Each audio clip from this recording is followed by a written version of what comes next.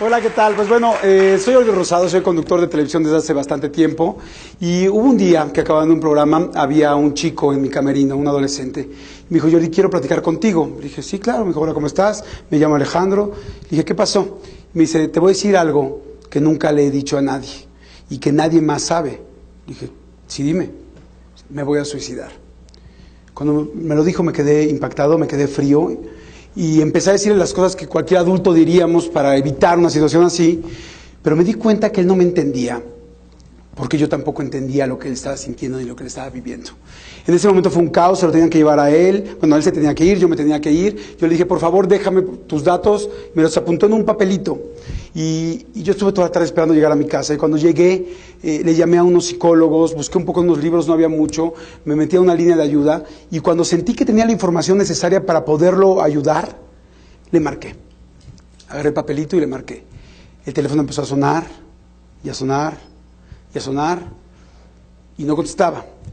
Fue, yo creo que una de las noches más largas de mi vida, porque esto duró como unas 3 o 4 horas, en que yo marcaba, y él me había dicho que era una decisión que ya había tomado él. Entonces yo no sabía si lo estaba planeando, si en ese momento lo estaba haciendo, o si lamentablemente ya lo había hecho. Fue horrible. Al otro día me levanté, seguí marcando, y cuando menos te imaginas que te van a contestar, me contestaron. Me contestó una señora, y le dije, señora, ¿me puedo comunicar por favor con Alejandro? Y me dijo, aquí no hay ningún Alejandro. Le dije, señora, mire, yo conocí a su hijo ayer, me dijo la situación en la que están, por favor, téngame confianza y me lo puede pasar. Efectivamente, el número estaba mal. Yo tenía mal el número. Yo hoy no les puedo decir si Alejandro está vivo o lamentablemente si no lo está. Yo me sentí muy mal, me sentí muy culpable, me sentí culpable por no haber revisado el teléfono de entrada en ese momento, por no haberle dado el mío, porque sí lo pensé y no se lo di. Y sobre todo, me sentí un poco responsable por no tener información, porque había muchos chavos que se me acercaban a decirme diferentes cosas, pero nunca había estado en una situación así. En fin, como 6 meses después me invitan a dar una conferencia donde yo realmente creí que lo único que querían era que yo entretuviera a los chavos por un cierto rato. Pero ellos no sabían que yo había vivido esto, entonces yo preparé unos temas para esa plática y busqué la parte la parte de entretenimiento que yo había manejado en los medios para poder hacer una fórmula y a ver si funcionaba.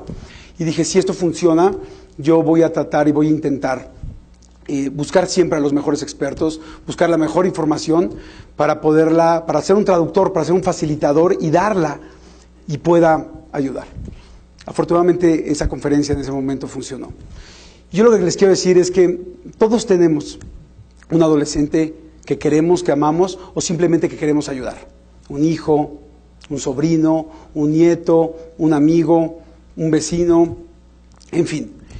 La adolescencia efectivamente es complicada. Dicen que lo único más difícil de ser un adolescente es ser el papá de uno de ellos.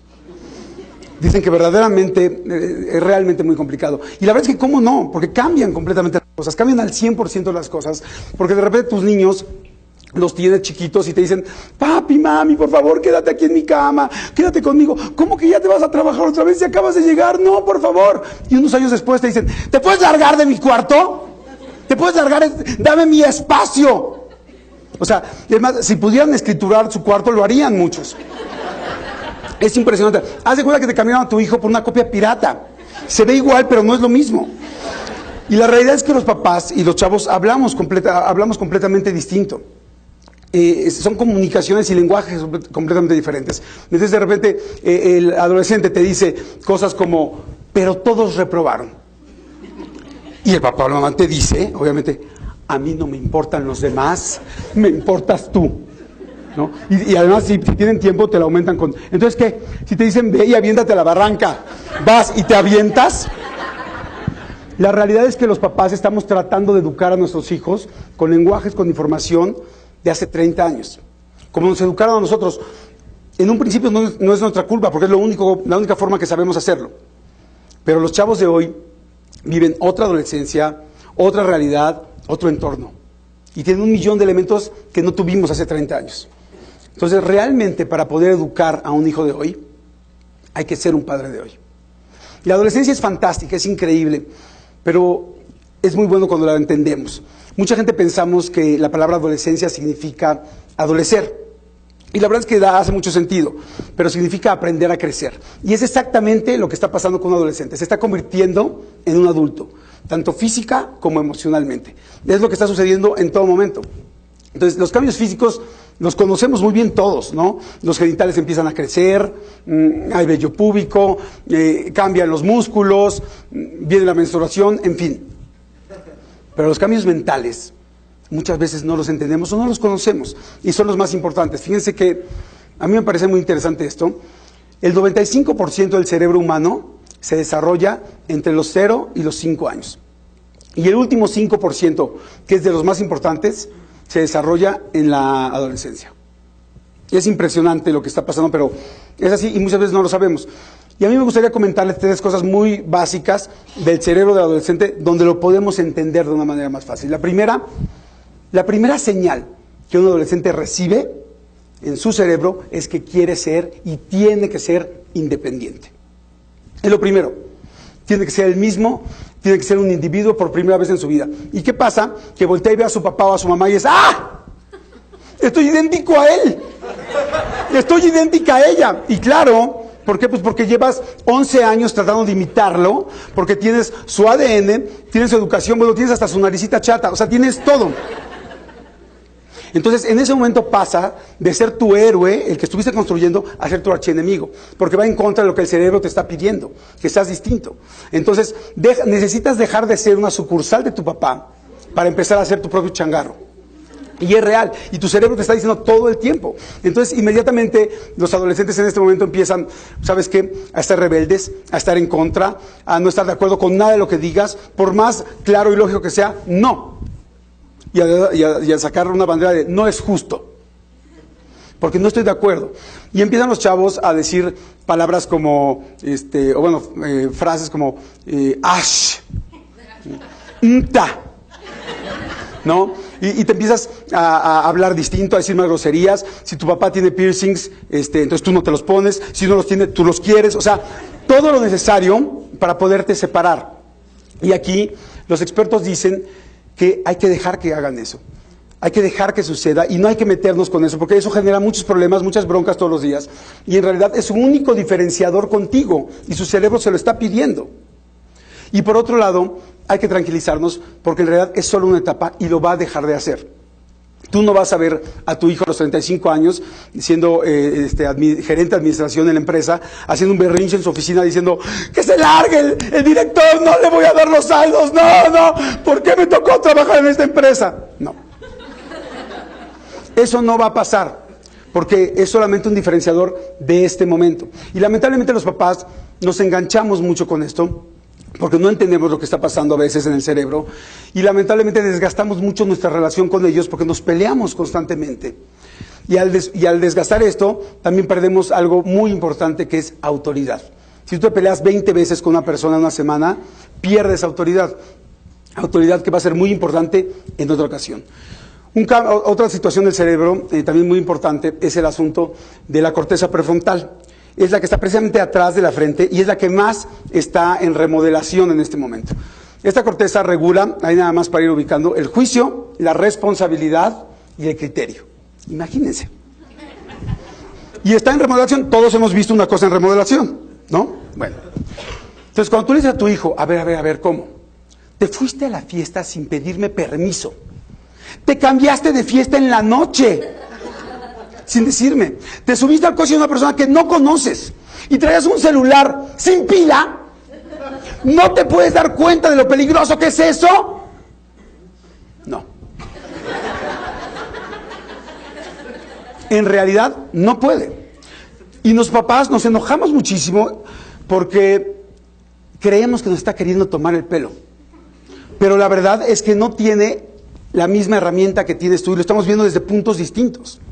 Ahora, no significa que por eso veas a tu hijo que está haciendo algo peligrosísimo, se está queriendo aventar, no sé, del bungee sin cuerda, y le digas, no pasa nada, déjalo, es la corteza prefrontal. Obviamente no. Hay muchos mecanismos para poder irte por otros lados, pero aquí sí es muy importante lo que hagas, porque Tu hijo no tiene este criterio en este momento. Ese que tenía cuando tenía 7 años, ahorita está en remodelación. Entonces hay cosas muy peligrosas, como obviamente las adicciones, como los desórdenes alimenticios, como las depresiones, como los problemas legales, como el suicidio. Y aquí sí, los papás tienen que ser muy estrictos y muy duros. Y si estás metiendo en este problema es, a ver, no, te agarro, te tomo aquí y no das ni un paso más, mi amor. Y buscamos un experto, buscamos una asociación, porque de estos problemas no podemos salir, y estos problemas tienen una diferencia al anterior, porque aquí sí necesitas toda la autoridad que estábamos ahorrando en el anterior. Estos problemas son de vida o muerte. Aquí sí, la vida de tu hijo puede cambiar completamente. Es muy distinto cómo cambia de esta manera, a que si cambia, si dijo durante 7 años 25 veces güey todo el día. Aquí sí es de vida o muerte. Y la tercera, que es muy, muy importante, es la situación del criterio. El cerebro le empieza a pedir al adolescente que tenga un criterio propio y se da cuenta que todo lo que sabe y que todo lo que conoce te lo aprendió a ti.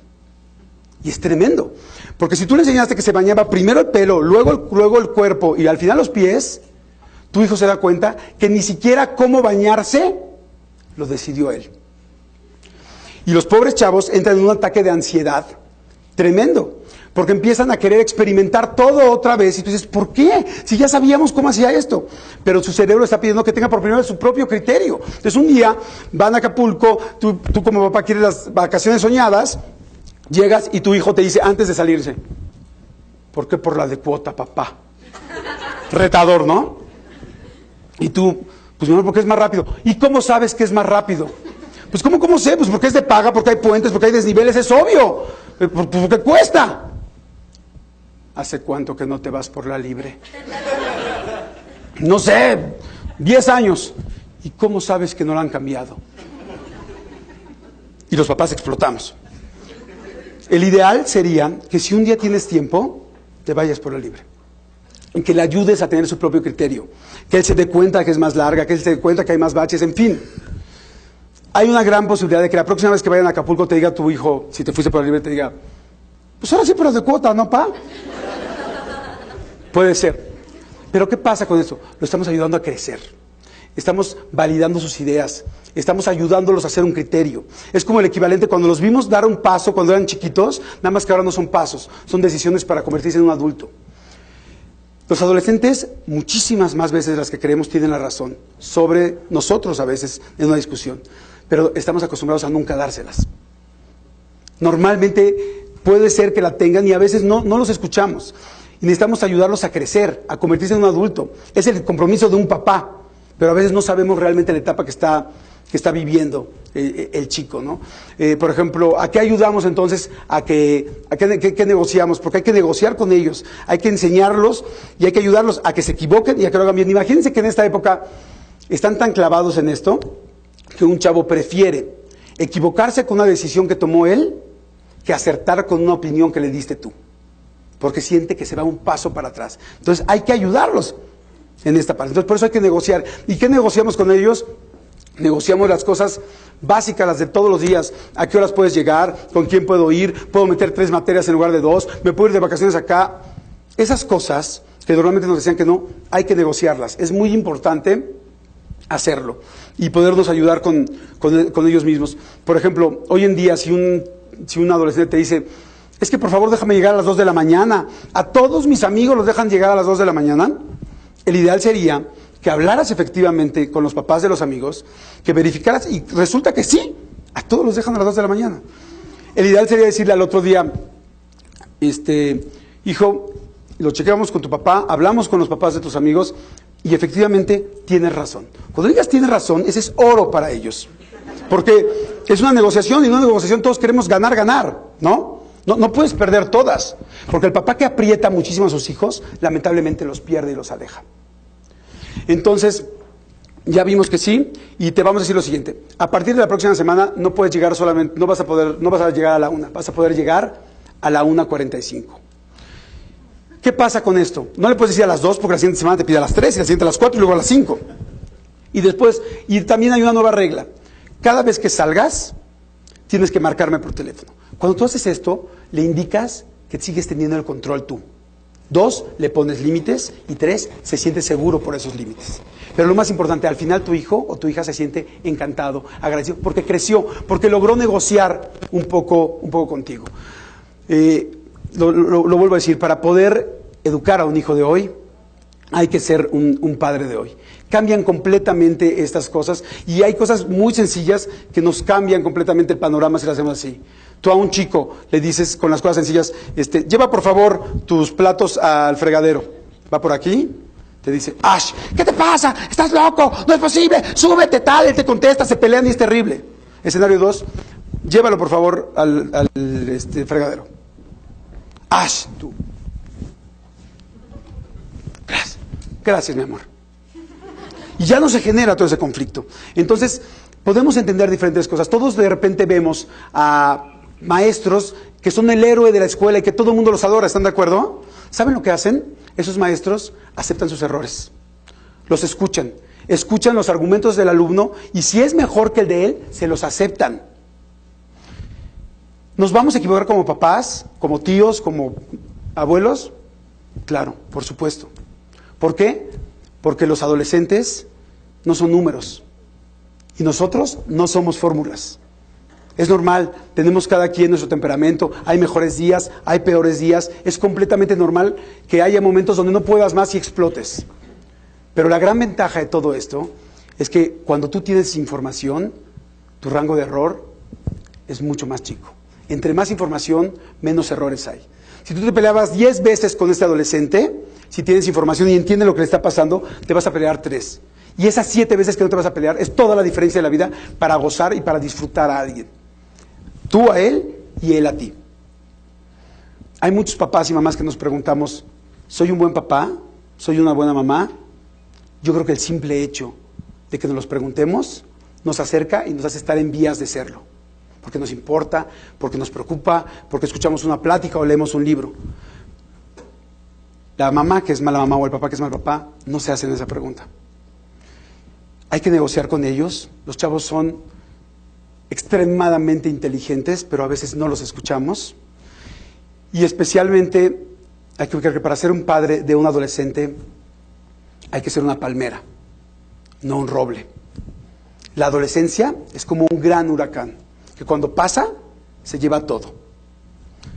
Si tú eres muy estricto, por más que seas un gran roble, por más ancho que estés, por más años que tengas y por más raíces profundas que tengas, el huracán te va a tirar. Pero una palmera, cuando pasa el huracán, sabe cuándo hacerse a la derecha, cuándo hacerse a la izquierda, cuándo quedarse muy al centro y no moverse. Y cuando acabe el huracán, que es una etapa, la palmera siempre sigue ahí. Les deseo mucha suerte con cualquier adolescente que tengan cerca. Muchas gracias.